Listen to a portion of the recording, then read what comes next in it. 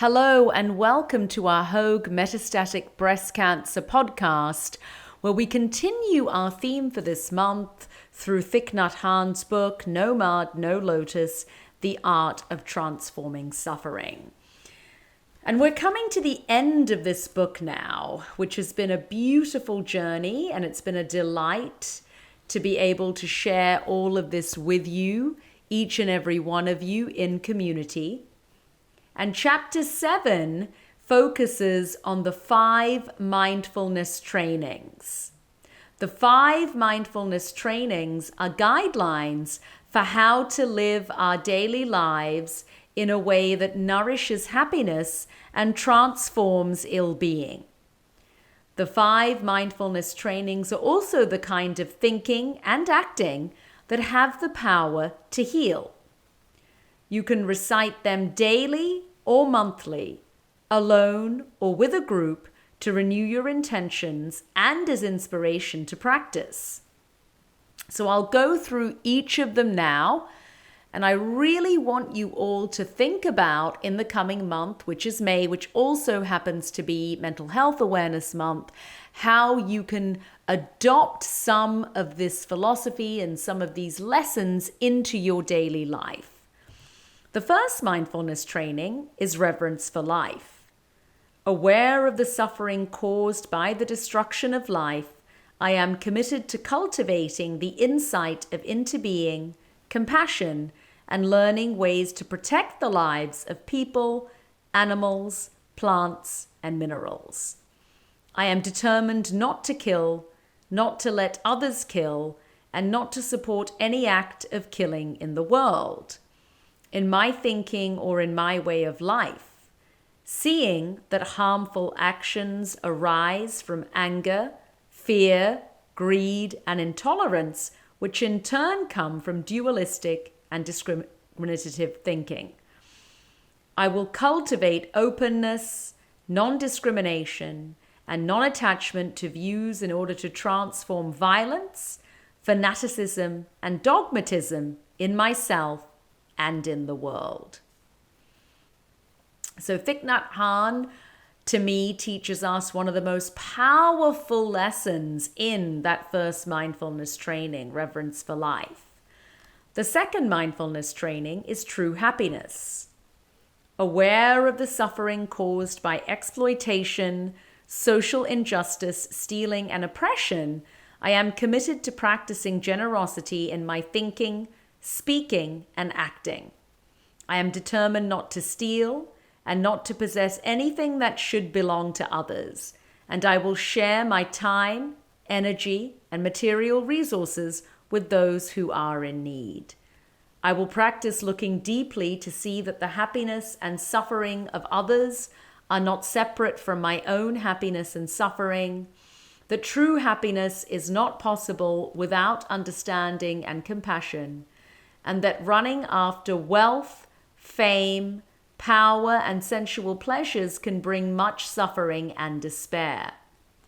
I am aware that happiness depends on my mental attitude and not on external conditions, and that I can live happily in the present moment simply by remembering that I already have more than enough conditions to be happy. I am committed to practicing right livelihood so that I can help reduce the suffering of living beings on Earth and reverse the process of global warming. And here in the second mindfulness training, we see that intersection between mindfulness, meditation, wellness, and social justice and activism. And that's why Thich Nhat Hanh was one of my favorite teachers and always will be as an enlightened Zen master on really how we can utilize the practices of meditation and mindfulness for social change. The third mindfulness training is true love. Aware of the suffering caused by sexual misconduct, I am committed to cultivating responsibility and learning ways to protect the safety and integrity of individuals, couples, families, and society. Knowing that sexual desire is not love and that sexual activity motivated by craving always harms myself as well as others. I am determined not to engage in any type of relationship without true love and a deep long-term commitment made known to my family and friends. Thich Nhat Hanh also says here that we should do everything in our power to protect children from sexual abuse and to prevent couples and families from being broken by sexual misconduct.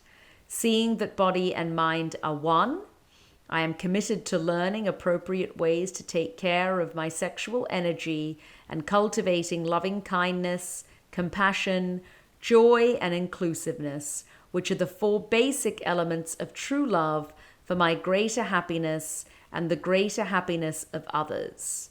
Practicing true love, we know that we will continue beautifully into the future. The 4th mindfulness training is loving speech and deep listening. Aware of the suffering caused by unmindful speech and the inability to listen to others, I am committed to cultivating loving speech and compassionate listening in order to relieve suffering and to promote reconciliation and peace in myself and among other people, ethnic and religious groups, and nations. Knowing that words can create happiness or suffering, I am committed to speaking truthfully, using words that inspire confidence, joy, and hope. When anger is manifesting in me, I am determined not to speak.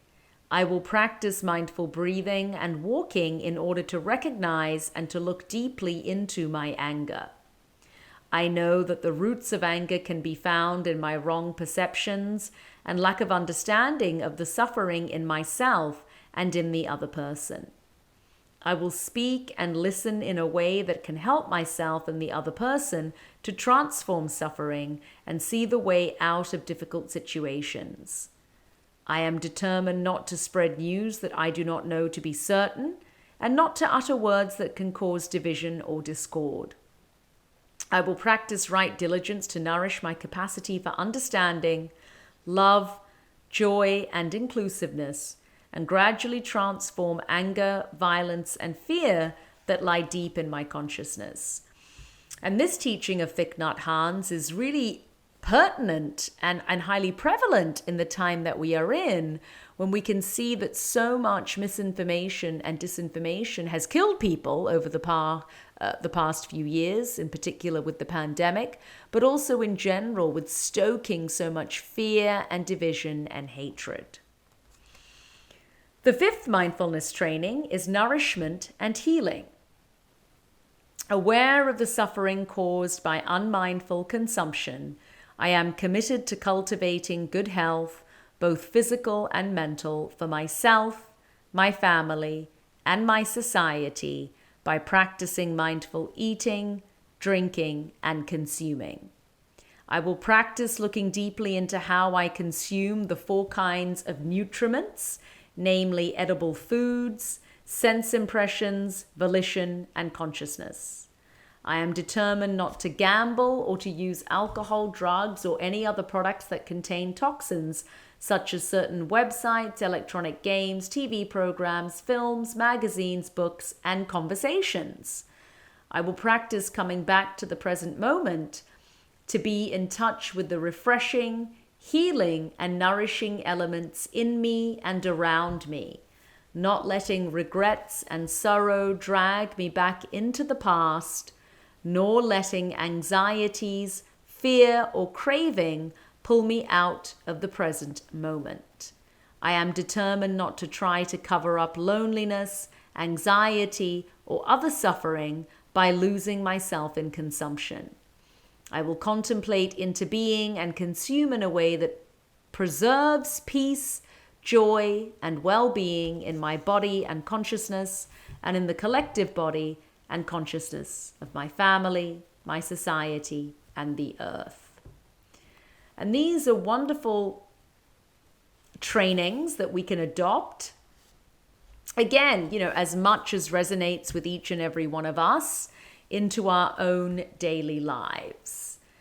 And as we end Thich Nhat Hanh's book, No Mud, No Lotus, we end with his final practice for happiness, which is a walking meditation. And as all of you know, each month I am constantly extolling the virtues of each and every one of you being outside, being out in nature, even if you're not able to walk anymore because you are in too much physical pain or discomfort. You can just sit in nature. And Thich Nhat Hanh here teaches us that in our daily lives, we have the habit of running. We seek peace, success, and love. We are always on the run. And our steps are one means by which we run away from the present moment. But life is available only in the present moment. Peace is available only in the present moment. Taking a step and taking refuge in your step means to stop running. For those of us who are used to always running, it is a revolution to make a step and stop running. We make a step, and if we know how to make it, peace becomes available in that moment of touching the earth with our feet. It would be a pity to let a whole day pass without enjoying walking on the earth. Usually our in-breath tends to be a little shorter than our out-breath. So Thich Nhat Hanh teaches us that when we breathe in, we can take 2 steps and say, I have arrived. I have arrived. And when you breathe out, you might like to take 3 steps and say, I am home. I am home. I am home. Home means being at home in the present moment where you can touch all the wonders of life. We should be able to walk with a lot of tenderness and happiness on this beautiful planet. I have arrived. I am home is not a statement, but a practice. Allow yourself to sink deeply into the here and the now, because life is possible only in the present. Life is available only in the present moment, and you know that you have the capacity to touch life in the present moment, in the here and the now. We may have lost our freedom and our sovereignty. We may allow ourselves to be pushed and pulled away from the here and the now. Now we have to resist the habit energy that pushes us to run. We have to recover our sovereignty and reclaim our freedom and walk like a free person on earth. Freedom doesn't mean political freedom. It means freedom from the past, from the future, from our worries and fears. Each step can help free us. We resist. We don't allow ourselves to be carried away anymore. We want to be free because we know that without freedom, no happiness, no peace will be possible. The Buddha said that freedom and solidity are the 2 characteristics of nirvana, which is enlightenment, samadhi, as we call it in yoga philosophy. Imagine someone who has no solidity and no freedom, and solidity which will bring us well-being and happiness. So I hope in the coming month that you're all able to practice the 5 mindfulness trainings to get outside in nature and do this walking meditation as I've gone through this month, or to even sit and do this practice, as you can easily do this on a bench, in your backyard. You can breathe in and breathe out with the intention of I have arrived on the inhale and I am home on the exhale. I hope that you'll also all be able to join us in May for our Hogue Metastatic Breast Cancer Mindfulness Group. It's always a joy to be with you all in community. I hope to see you all then, as we will close out our journey through No Mud, No Lotus and really focus on how we can continue to transform our suffering. And I'll end with some words from Thich Nhat Hanh's Practices for Happiness, where he says, according to Master Linji, the miracle is not to walk on water or in thin air, but to walk on earth. Walk in such a way that you become fully alive and joy and happiness are possible. That is the miracle that everyone can perform. I perform that miracle every time I walk, and you can too. If you have mindfulness, concentration, and insight, then every step you make on this earth is performing a miracle. Sending you all much love for the month ahead.